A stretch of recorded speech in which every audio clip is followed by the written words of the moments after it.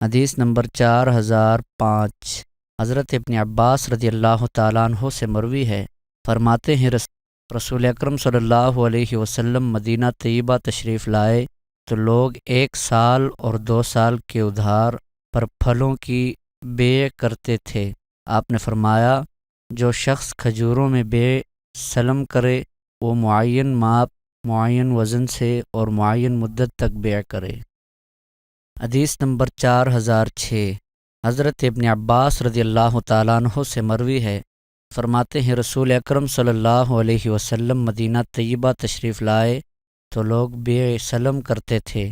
رسول اکرم صلی اللہ علیہ وسلم نے ان سے فرمایا، جو شخص بیع سلم کر کے وہ صرف معین وزن اور معین ماپ میں کرے۔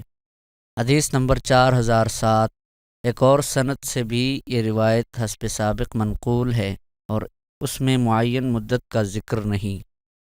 حدیث نمبر 4008، ایک اور سند سے یہ بھی روایت ابن عیینہ کی روایت 4006 نمبر 1 کے مطابق 4006 نمبر کے مطابق مروی ہے اور اس میں معین مدت کا ذکر نہیں۔